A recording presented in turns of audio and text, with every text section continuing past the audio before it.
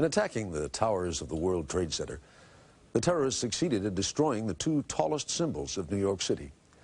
They may or may not be rebuilt, but either way, the spirit they represented will not fade, as Richard Schlesinger will now show you.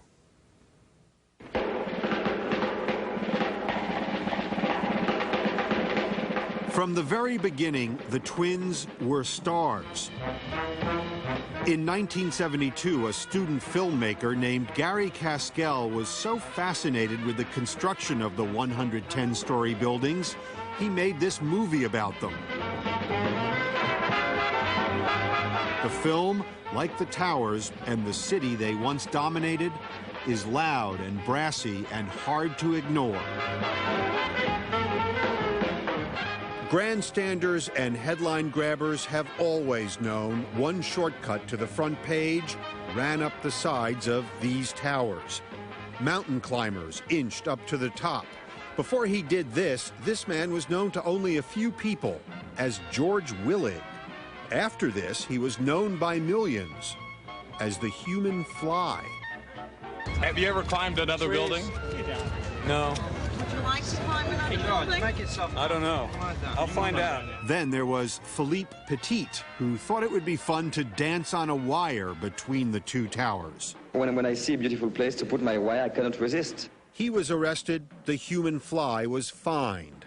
All the stunts that took place at the towers were illegal, but they were never evil until last week, when the towers' very size made them a target. There are a lot of numbers to describe how big the Twin Towers were, and even by New York standards, they are impressive. 50,000, the number of people who work there every day. There are towns in America that aren't that big. 10048, the zip code assigned just to the Twin Towers. And thousands upon thousands, the number of photographs Jay Maisel has taken of them. It was New York. This is what New York was about. This was like, here I am, the Twin Towers. Like me or not, you're going to see me from every place in the city. Maisel has photographed them in every season, at every time of day, and in every kind of light. They acted as, you know, beautiful objects in the center of an environment. They turned red, they turned gold, they turned silver. Sometimes they were just white, and then they were incredible. And a very amazing quality when all the lights were on, too. And some people would ask me, how do you get them to turn all the lights on at once? That's when they were glowing gold. Sometimes they would just disappear, and the very, very tops of them would show. The Twin Towers were Maisel's neighbors for their entire lives. His home is not far from where they lived and died. Last Tuesday, he watched from his rooftop. At the moment I looked out, I saw this obscene orange and black blooming thing, like a flower. And it's very hard to realize what I was looking at. Afterwards, I just kept shooting. That's all I could do.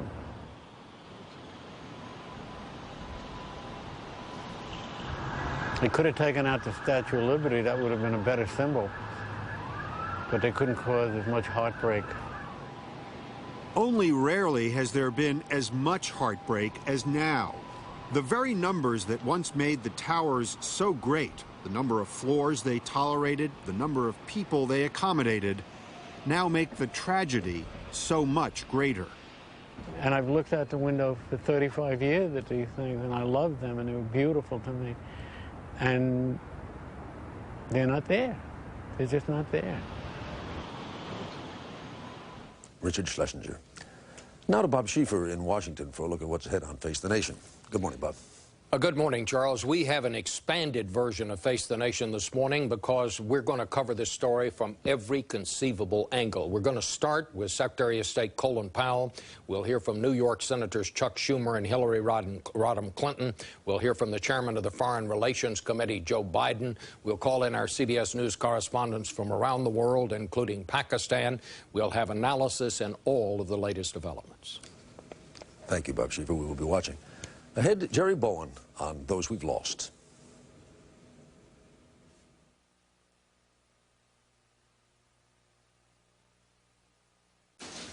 Sunday morning, winter day.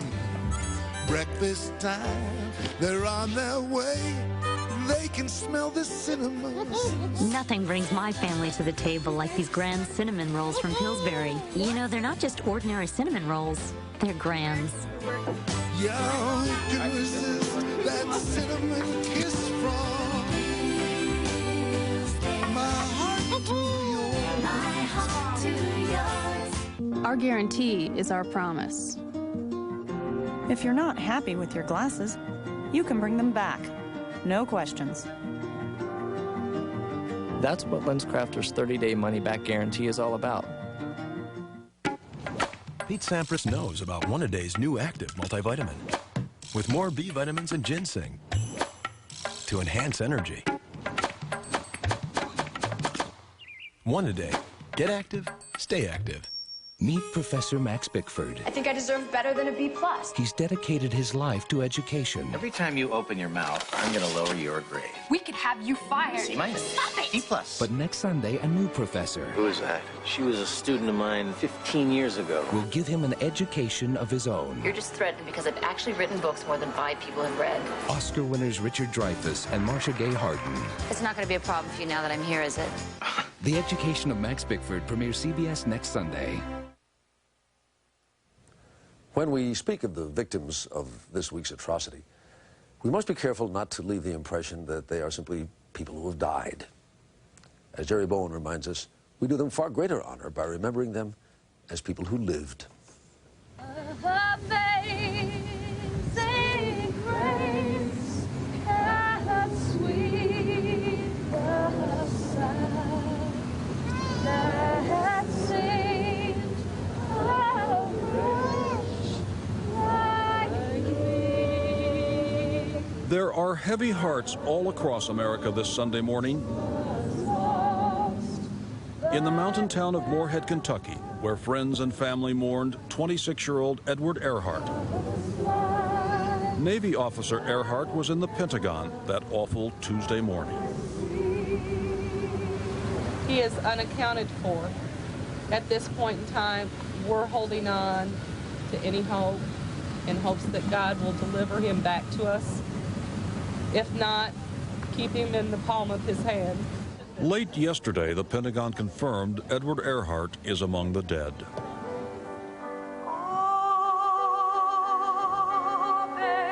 In San Francisco, they remembered Tom Burnett. He was on the United jet that was forced down in Pennsylvania. In a last call home, Burnett said he and others were going to try to stop the hijackers. He leaves behind a wife and 3 young daughters. The whole country is mourning with us, and that is some help. In Ames, Iowa, Doug and Betty Havlin believe they have lost their son, Tim. Tim Havlin was on the 96th floor of the 2nd World Trade Tower to be attacked. They grieve also for their daughter-in-law, Tim's wife, Amy. Poor Amy, she has the extra burden. Her brother is a New York City fireman, and he went in to work and was sent down there, and he too is missing. So she's had a double whammy, her husband and her brother. So many missing and dead. Tom McGinnis, the co-pilot on American Airlines Flight 11, the first jet to hit the World Trade Center. Paige Farley Hackle of Boston, a passenger on the plane. She was headed to Los Angeles to meet her friend Ruth McCourt. Ruth McCourt and her 4-year-old daughter Juliana of New London, Connecticut. They were on the United flight that slammed into the 2nd tower. Improbably, there is even more. Ruth's brother was on the tower's ground floor and escaped. David McCourt is in despair for his wife. She was loving. She always had a smile. She tried to help. And for Juliana. She was taken from us because of hate, because of war, and she was the antithesis of this. Why was she involved in this? She didn't do any harm. I can't, at this point, process this. It's so painful. David McCourt is starting a foundation in Juliana's name to teach children to love, not hate. Now hold that. Gina Corcoran got married yesterday in Los Angeles. Her mother, Ellen, was there. Her stepfather, Neil, was not. He would not want her to stop the wedding. Neil Mariana had taken a separate flight to California, the hijacked United flight that hit the Trade Center tower. Lisa Frost was also on the plane, coming home to California to start a new job, a new life, said her father, Tom. My wife and I are just missing our daughter, and we give everything back just to have her back. And Melissa Hughes, in New York on business, in the North Trade Center tower. She left a haunting voicemail for her husband, Sean, back in San Francisco. Sean, it's me. I just wanted to let you know I love you, and I'm stuck in this building in New York. A plane hit the building or a bomb went off, we don't know, but there's lots of smoke, and he just wanted you to know that I love you always. They are the human faces on the unthinkable tragedy, and there are thousands and thousands more like them. And for too many families across America this Sunday morning, there is a grief that is almost unbearable. From sea to shining sea.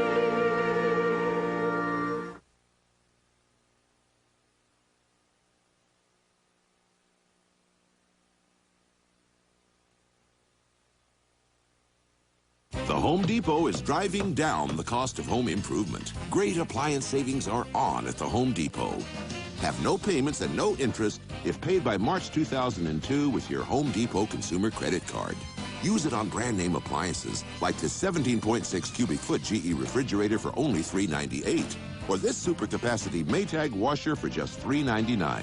The best brands, all at the guaranteed low price. For great savings, turn to the Home Depot.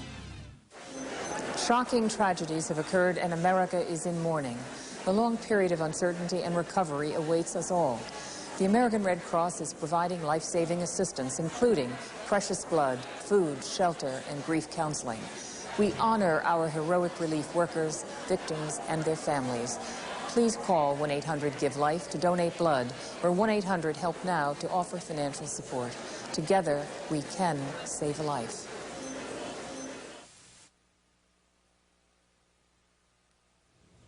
Nowhere did the events of this past week hit home as they did in all those communities the dead and missing called home. No one in those places had been left untouched, as Bill Geist can tell you firsthand.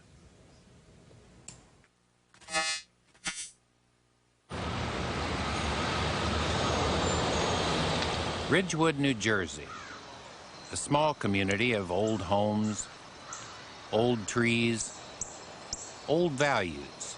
It's where I live. From here, you can see New York City's skyline 17 miles away.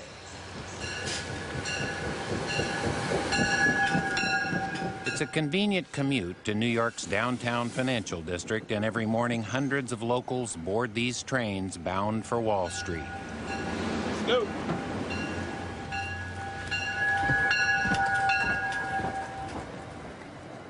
Tuesday, many of them did not come home. At least 12 of our Ridgewood neighbors and possibly many more are still missing in the